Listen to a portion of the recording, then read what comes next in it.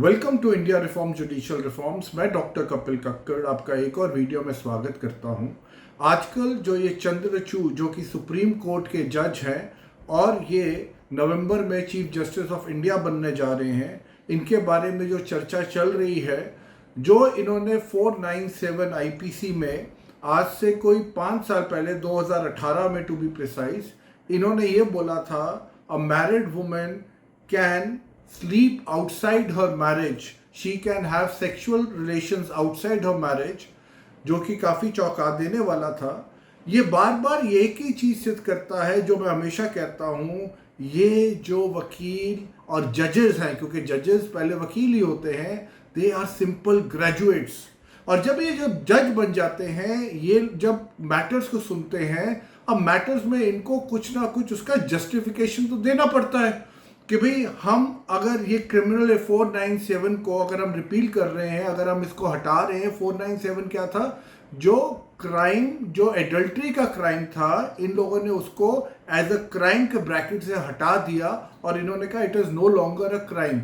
मतलब अगर कोई लेडी अपने रिलेशनशिप से बाहर जाके किसी और आदमी के साथ, अपने मैरिटल रिलेशनशिप से बाहर जाके किसी और आदमी के साथ संबंध बनाती है, तो पहले था उस आदमी के ऊपर क्रिमिनल ऑफेंस हो सकता था, जो इन लोगों ने हटा दिया। अब हटाने में जो 5 बेंच थे, इन लोगों ने अपने अपने तर्क दिए। तो ये जो आजकल चंद्रचूड़ का जो तर्क चल रहा है, जहां इन्होंने कहा that a women can sleep outside her marriage, वो इसका एक रिफ्लेक्शन है कि इनके लॉजिक, अपने जजमेंट्स को जस्टिफाई करने के लिए किस तरह के लॉजिक्स देते हैं।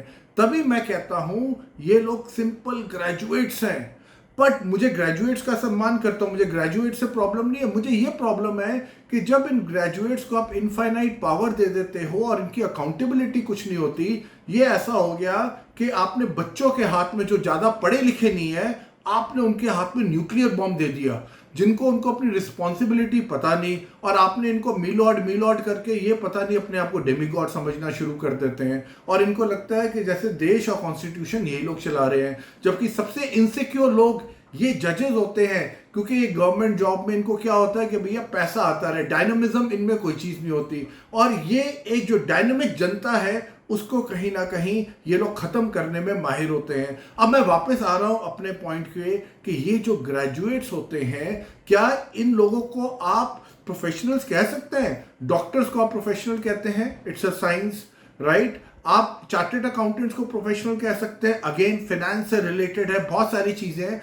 बट क्या ये लॉयर्स और जजेस को हमें प्रोफेशनल भी कहना चाहिए? मतलब you should also ponder over it. ये प्रोफेशनल्स कहलाने के लायक हैं? मेरे से पूछे तो बिल्कुल लायक नहीं है। They are just simple people with a very ordinary academics, और जो कुछ ज़्यादा पढ़ाई लिखाई में नहीं थे। और ये लोग, तभी देखिए ये चंद्रचूड़ ने किस तरह का लॉजिक दिया। अच्छा, उसी 497 में ये लॉजिक वहां पे रुकता नहीं है। आपको लग रहा होगा कि सिर्फ चंद्रचूड़ ने ही ऐसा लॉजिक दिया, बट ऐसा ही लॉजिक उस बेंच पे दीपक मिश्रा जी थे, और जो हमारे चीफ जस्टिस पहले रह चुके हैं। और वो दीपक मिश्रा ने क्या बोला, ये आप अपनी स्क्रीन पे देखिएगा। दीपक मिश्रा ने बोला, if an aggrieved spouse committed suicide because of a life partner's adulterous relation and evidence is produced, it could be treated as abetment to suicide। तो आपको समझ आया इन्होंने क्या बोला? इन्होंने कहा भाई अगर क्रिमिनल की बात कर रहे हैं तो भाई पहले किसी को सुसाइड तो करने दो, पहले किसी को मरने मारने दो, उसके बाद जब वो मर जाएगा, जब वो इस दुनिया से चला जाएगा, फिर हम अबेटमेंट टू सुसाइड उसके स्पाउस के अगेंस्ट ट्राई कर सकते हैं। हम ये कर सकते हैं। और अबेटमेंट टू सुसाइड भी आप लोग को मालूम है कि एक तो केसेस कितने साल चलते हैं और वो प्रूव भी नहीं होते हैं। बट हैविंग सेड दिस, तभी मैं इनको सिंपल ग्रेजुएट्स कहता हूं।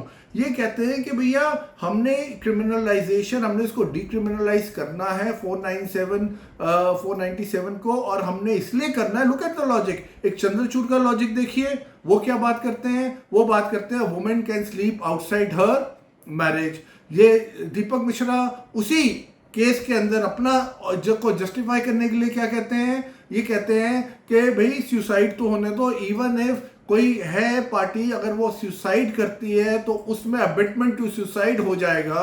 अब आदमी ये कहते हैं कि भैया जब तक तुम सुसाइड नहीं करोगे हम दूसरी पार्टी को पनिश नहीं करेंगे। आप समझ रहे हैं? अगर आपके साथ गलत हो रहा है, आपके स्पाउस ने आपको चीट किया, आपके स्पाउस बाहर जाके दूसरे के साथ सोई, तो क्या हो गया? सब कुछ ठीक है। हाँ, अगर आपने सुसाइड कर लिया तो पहले आप अपनी जान दीजिए। अगर आपने अपनी जान दे दी तब जाके हम इसके ऊपर उसके ऊपर हम कार्रवाई करेंगे, और आप जबकि परमात्मा से मिल चुके होंगे उसके बाद हम आपको जस्टिस देंगे, क्योंकि ऊपर वाला भी जस्टिस नहीं देगा, जस्टिस तो हम ही देंगे।